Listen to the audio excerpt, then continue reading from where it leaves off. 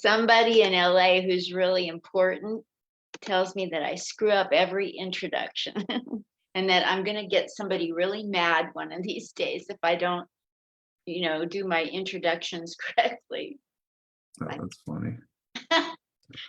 Well, here we are, you guys. You get to see this.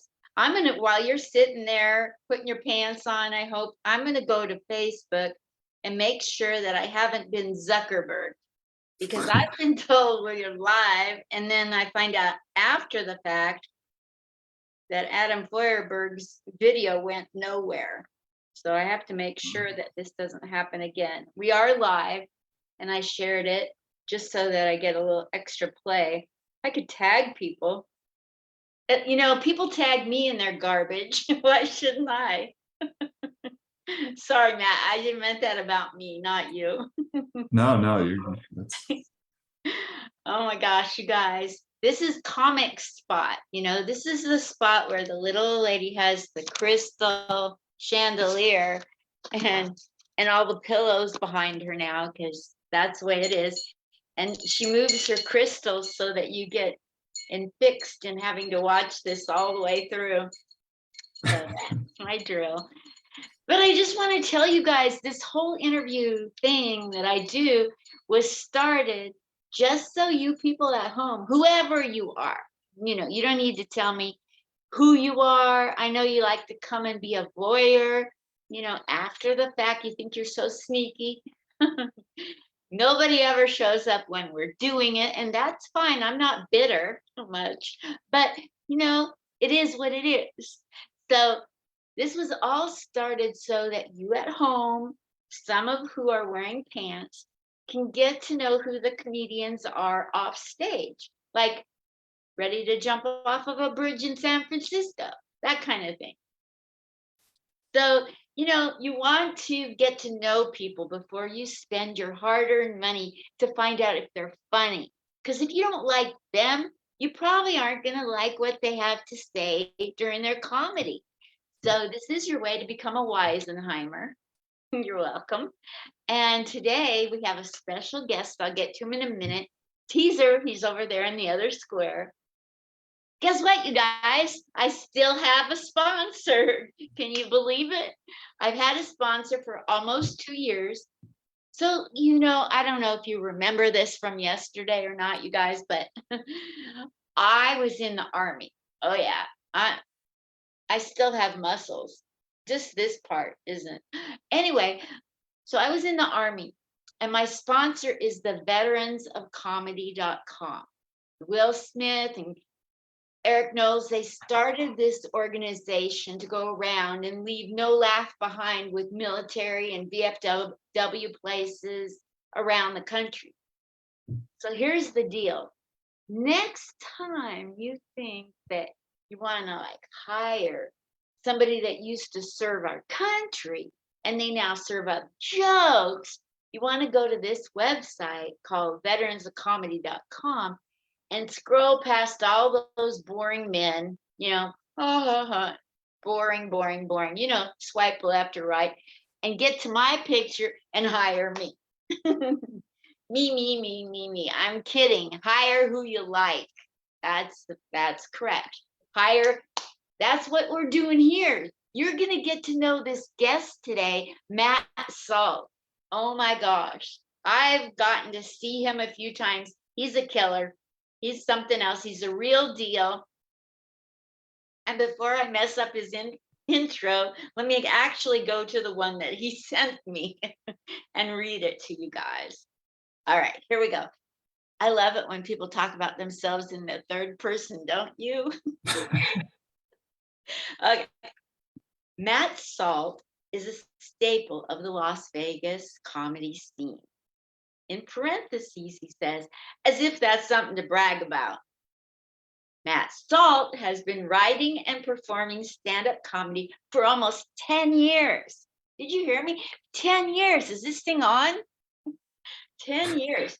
Three of which he's actually been getting paid. Holy Toledo, we got to find out how to do that. You can see him at Wise Guys Comedy Club in downtown Vegas just about every week, opening for legends like Holly Shore, Blake Weber, and Casey Fry. Please give a warm welcome for a man with 0 credits and even less personality, Matt Salt. Woo! Hi. Yeah. Hi, Good Matt. morning. What's it like being on the edge of a bridge? I tell you, it's a great view here in San Francisco. I've got a room overlooking the bay right here. Wow. Definitely not a background photo. It's the sun setting where I am too. I don't know if you noticed. I see that. Now, do you have a special connection to the city of San Francisco? Not at all. It was just a default Zoom. I don't think I've ever been there actually. San Jose, that's a place I've been once or twice. That's nice. Yeah. So I lived in San Francisco in a van in the Haight-Ashbury district, but long after Janis Joplin and all the fun. Yeah. Wow. Yeah, I did. And I got to tell you, and this is for you people at home too. I hate to tell you, but the VA hospitals around the country have the lockdown on the best land, the most gorgeous views in San Francisco. Anybody that goes, if you don't go see the property at the VA hospital there, it's on the other side of the river, on the other side there, and it's down south. It's so beautiful. Oh my gosh. I don't know how they afford it. Oh yeah. If they That's ever got rid of all their land that they own, they could probably serve us veterans a little bit better. yeah. I was a military brat. So in Hawaii, my brother was born in one of those hospitals on the military base, and it was nice. Wow, Hawaii. What island were you on? Oahu. Nice. The big, they call that the big one? No, that's the most tourist one. The big island is just called Hawaii So or confusing. Hawaii if you're a local native. I figured that out in middle school real quick. How old were you? We're going to go through your life in chronological order so I don't get confused. But when you lived in Hawaii, what ages were you from and to? 8th grade to sophomore year of high school. So what is that? 13 to 16? Wow. A Yeah. lot of good looking women in Hawaii, right? Oh yeah. And I was in the awkward stage, and they were Yeah. not looking at me, but I was looking at them for a long periods of time. Well, right now you're in Vegas, even though it says you're in San Francisco. You're in Vegas today? Yeah. And I wish. what part of Vegas do you live in? Not for the stalkers. They can find out No, on no, I'll give you my address if you really want it. It's Summerlin, west side of Ooh, town. I Yep. love Summerlin. You don't even know you're in Vegas in Summerlin. Yeah, it's pretty nice. It's Yeah. definitely, when I go jogging, I don't have to worry about getting paintball drive-by'd, you know. That's over in North Side. That happened to me once, so I was Every time I go out to walk, the cars stop and they think that I'm a streetwalker. So I did a whole bit about being a Vegas streetwalker because it pisses me off so much that they think I am. Oh, no kidding. What part of town are you in? I live right by Paradise and Sahara. Oh, okay. Yeah. Well, there's probably a few around there Yeah, sometimes. yeah. Well, let's go chronologically through your life because I like to time travel. So you I want to know, like where you were when you were born, how your family related to. I'm not a psych. I just want to hear, who was Matt Salt as a little kid? I don't see a picture of you when you were 5 or 7 or 9. Picture for us who you were as you were growing up in school, at home, and then take us from that into comedy. How'd you get into comedy? Would you do Sure. that? Ah, you know, Texas, San Angelo. That was the start of it all, apparently. Which, 88, I was touchdown, and I've been annoying my parents ever since. So there was yeah, my parents got divorced early on. I'm sure a lot of comics will tell you that. And yeah, stayed with my dad and older brother. We moved from Texas to Florida. well, Yeah. So that Sarasota, Florida, that's a good spot for some people watching. I lived in Fort Myers. Okay. I'm not even, I think I lived there for 3 years and then we moved to Nashville, Tennessee. Ah, Yeah. So between the divorce, all the moving, school was a bit of a problem for me to focus and sit still. And so there were run-ins with the principal quite often. Nothing too serious, but a lot of profanity laced stuff that I saw on TV because that was the babysitter, you know? You were watching In Living Color and your parents had HBO, you'd catch the end of Striptease and then you repeated what you heard from the movie, and the teachers did not like that. So oh my it's God. that was me as a youth into a lot of trouble. When do you recall making people laugh and really making the connection that, oh my gosh, this is fun? Well, I'm still actually waiting for that day. I That's keep why you're throwing it near at the that wall. bridge. Uh, no, I think do you remember BET's Comic View? Yes. So I remember seeing that I was probably in second grade. And this black gentleman, heavy set, I can't remember his name. It wasn't Bruce, but it was someone who was like pretty much, it might have been Bruce, but he was wearing an all white suit and he said something to the effect of, is like, I feel like a gallon of milk up here. And that I thought that was the funniest thing. And the next day I was getting my hair cut. I was getting a Nike swoosh put in the back of my head because that's the kind of kid I was.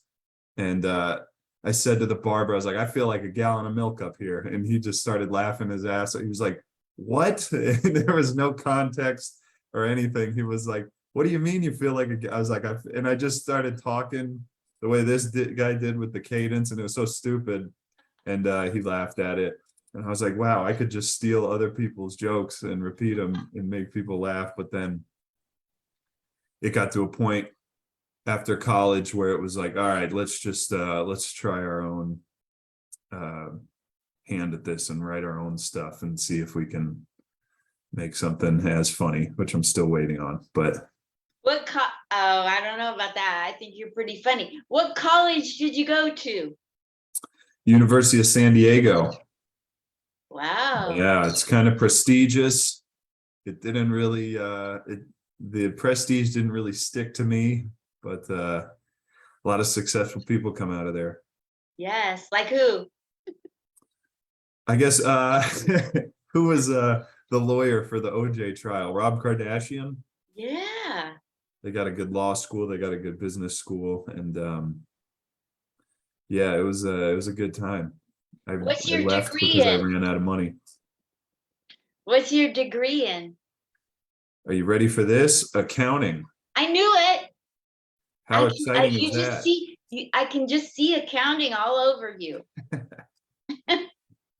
That's I, an insult. No, no, it's not at all. I mean, I bet that, you're probably very left brain.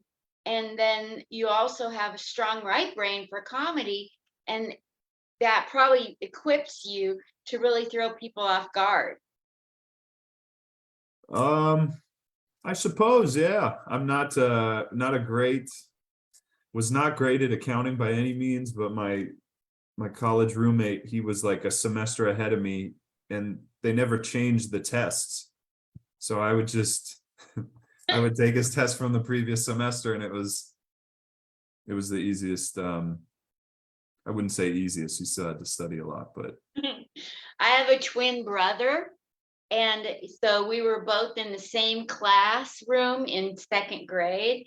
And we got the homework, and he goes, do mine. So I did mine, and then I did his. And as his habit, I put my name on both. And that was the last time I ever saw my twin brother in class with me. oh, that's funny. Yeah. Wow, So twin I know brother. all about cheating. Yeah.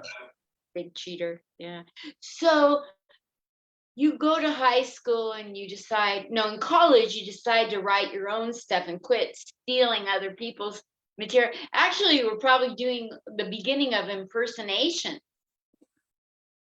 Yeah. Yeah. You know, you watch enough comedy, I think you pick up those cues and nuances and stuff, and you try to, without you even knowing, and you do certain delivery like you've seen probably.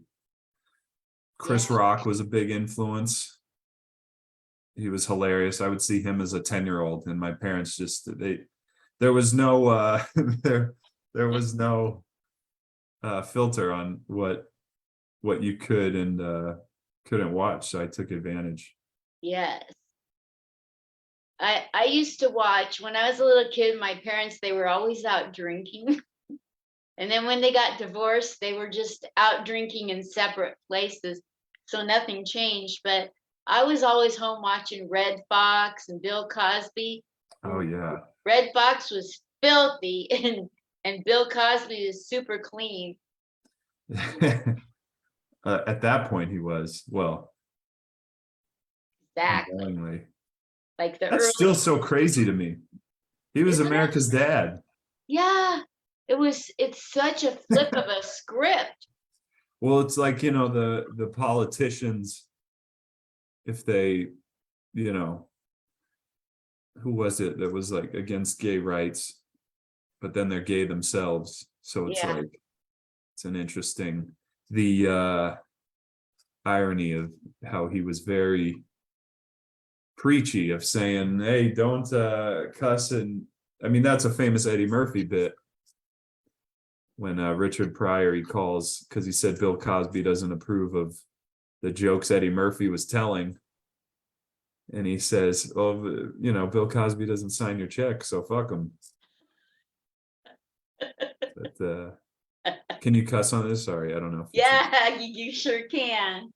I've done it. Before. I've done it. Oh my gosh. So tell us about, like, you started writing 10 years ago. Pick us up 10 years ago. Tell us what all happened. Now you're at Wise Guys opening for Pauly Shore. Oh my gosh. Oh yeah. Etc. He was one of the people I would watch a whole lot of as a kid, but writing, well, I'll tell you, I came back from San Diego, yeah, like 10 years ago after graduating by a miracle. I don't know how, but graduated, got a job, was a casino out here doing accounting, and it was not that much fun. So I figured during my nights I would check out local comedians and see what the open mics are like. And it was so, I remember back then it was so hard to find, like, to scour the internet and figure out what, because, you know, open mics with bars, they open and close within the span of 6 months. So trying to actually find an open mic to go test out stuff you wrote, it was pretty difficult. And then finally you find Mulligan's Landing was a spot where I saw Stephen Briggs, Jay Reed, those two, Tyler Jolly, and those guys they were so funny that I was like, wow, there actually is stand-up comedy in Vegas. You can actually do it. Whereas like before, I didn't think it was even a possibility if you weren't in LA or New York, or I just didn't know that stuff existed. But finally you get involved and you get word of mouth and you can start talking to people like Remember Ricky Byrne is another Vegas comedian who, oddly enough, I did shows with these people within the last week. Ricky, Stephen Briggs, and so it's kind of they're still, we're all still doing it, and it's still so much fun. So, but yeah, that was the genesis of it. Was hated the day job so much that I wanted an outlet for something fun and creative and something nobody I knew was doing. And I just thought it was great. And a friend of mine went with me. He wanted to try it also, but never did. But it was so funny just seeing his reaction to it and then my reaction. And it was just a fun introduction, I'd say. What did your friend that came to see, what did he think of your comedy at the beginning? He was very constructive. He would you know what's funny is I did really well my second time ever doing it. The first time was just, you just wanted to get through it of not. I remember the first time ever at Mulligan's Landing, I went after a college bowl game. This was in like January, and it was a Monday at Mulligan's Landing. Nobody was there, and I was still insanely nervous. And the bartender goes, "Yeah, there was a guy last week. He came in, went up, forgot his entire act. I caught him out back throwing beer bottles at the wall like 10 minutes after his set." And he tells me this. Like, I don't know why he told me this, because I told him it was my first time, and he's like, it was one of the worst pieces of, but it was so funny because I was so nervous and still get nervous, but yeah, just getting through it was a lot of fun.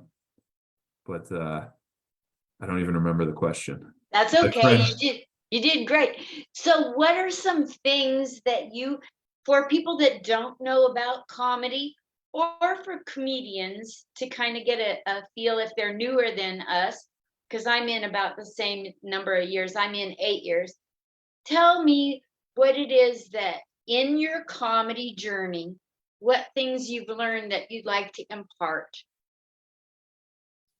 Oh, Tidbits, knowledge. that's I don't have, I wish I had more. You can go with weird, hard, stupid, and scary experiences. Like one time I was at an open mic in Portland, Oregon, and the host was on the spectrum. Oh, no kidding. I had a brother that was like that. So that'd be, how was his introduction of you? Oh, horrible.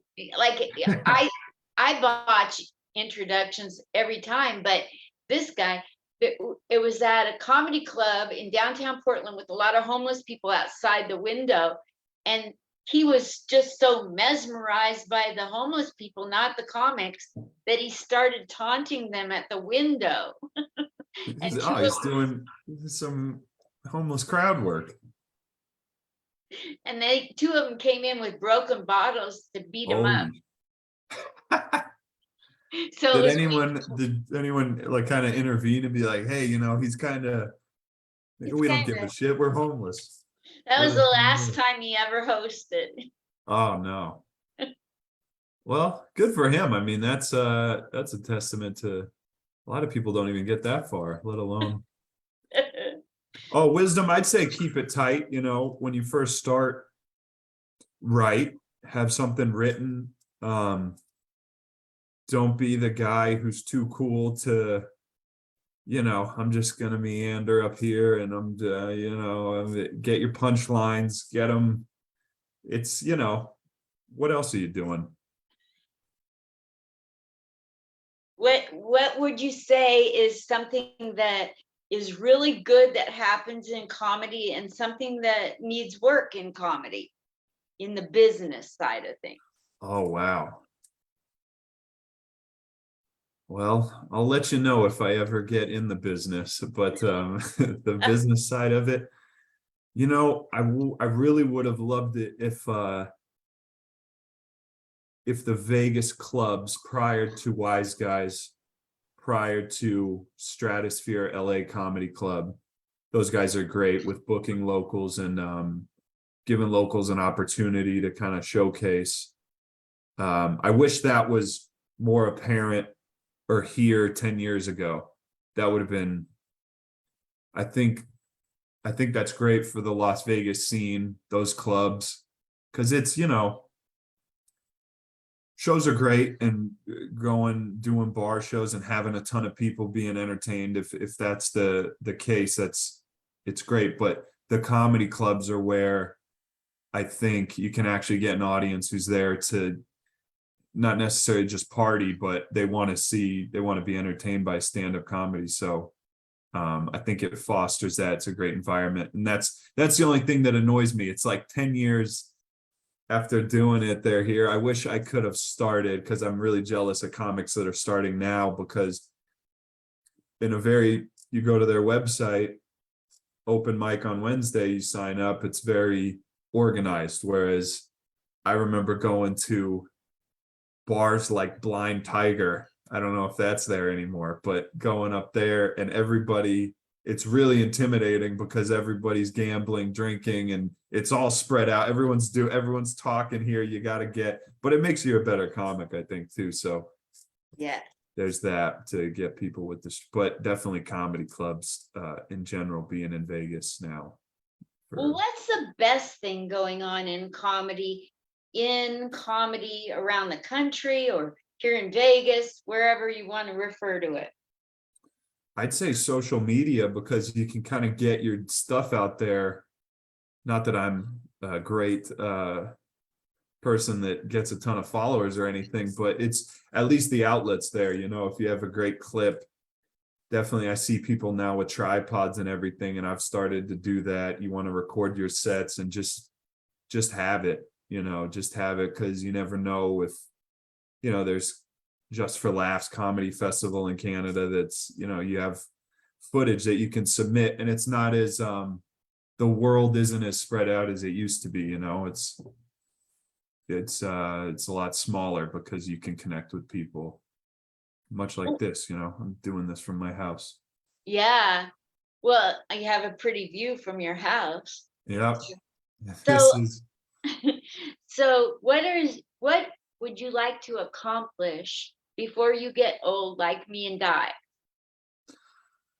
Wow, probably making a comfortable living at stand-up would be, that's it. Just being a stand-up, being on the road, and developing an act, having a following. That'd be ideal. No more day jobs anymore. I'm done. I'm retired from those.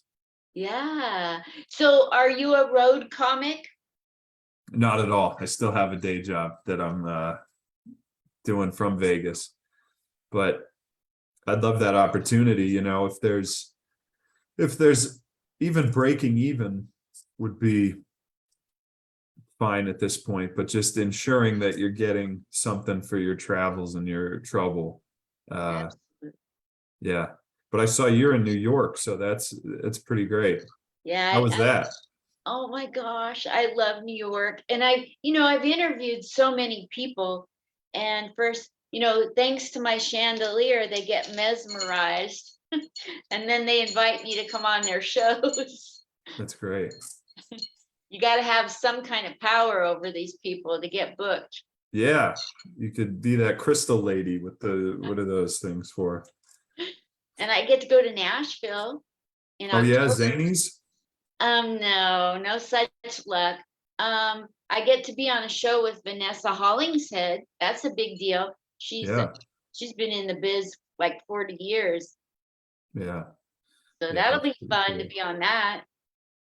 That's always an interesting thing when you meet someone you've been following or their careers, and you see them and you're just like, I got nothing to say. I wish I had something, a cooler question. Oh my gosh. So who are some of the people you've got to meet besides the ones you've opened for? I'm sure you run in the famous people that were like idols as well. Oh wow. My I think first or second year doing stand-up, I moved to LA, And just at the open mic, I saw Bill Burr drop in at the Comedy Store. Didn't meet him, but I was insanely. I was like, you get 3 minutes at their open mic, and this is like a Wednesday night.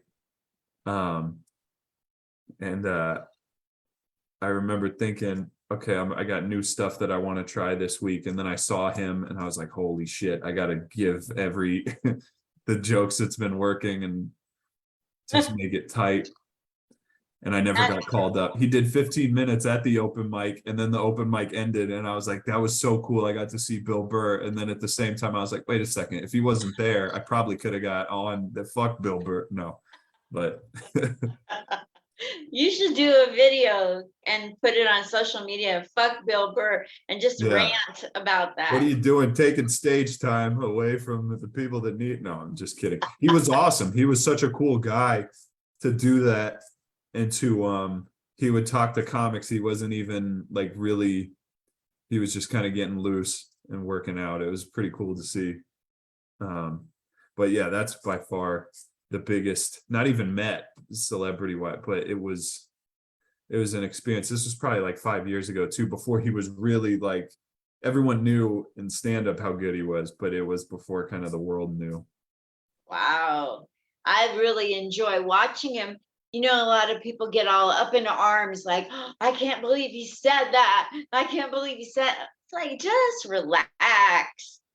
Well, he's so great about doing, I guess, risky material, you would say, or taboo subjects, but he does it, he covers all his bases, he's pretty masterful at that. It's pretty cool to see. Yeah, it is. Well, what is it that you're gonna, like we talked about what you want to accomplish in comedy, and you have a day job and you're hoping to be able to say goodbye and be more of a road comedian. But in your life, do you have something, so people at home that are trying to figure out if they want to be a fan of Matt Salt, now's your chance to pitch them and tell them, like, personally, what are some causes you're really for or against, or what you'd like to see people, how do you like people to be better humans after a pandemic, or anything you want to tell people. Now's your chance. Yeah, buy tickets whenever you see a show of mine. Just say, hey, that guy, he's not, he's entertaining. Oh God, it's 10 a.m. on a Saturday. If this is the soundbite, just know that a little hungover. I suck at promoting myself. That's what the lesson is. You know what? Most comedians do. So you're right in the right place at the right time. You know that. I guess it's time to cut it off. How many minutes have we gone? 31. Oh no, I'm a minute over, Matt. I'm so sorry. Damn. This is the what's it, the encore. Instagram, Facebook, I'm all over the place. YouTube. Yeah. So where do you want people to follow you? And how do why do people have these stupid names on Instagram? Like they're Matt Salt on Facebook. On Instagram, they're the guy that used to push a pencil. Yeah, I think it's because you have to have a unique name. I guess you can't duplicate the names on Instagram, so everything's taken. So if I go Matt Salt, there's probably some guy, with more followers than me who's CPA somewhere, but yeah, Matt Salt. I think it's on Instagram as that. I think there's some underscores in there, but well, I'll tell you what, I'd like to underscore the fact that you're really funny in real life and on stage. And with that terrible pun from a baby boomer, we'll call it good. I'll post this. I'll post my afterthoughts about being with you for 32 minutes or something. And we'll see how many views it gets. Maybe this will make us both a lot of money. I think it will. I think after this, we're going straight to the top, you and me. Straight to the top, This right is at the the start top of a of the bridge. beautiful relationship. Yeah, if you jump off the bridge, I'm going with you. No, I just saw the Elvis movie. We're gonna be, the Colonel. I'll be the Colonel. You're Elvis. Okay, I'll let you boss me around or whatever the hell he did. Yeah, exactly.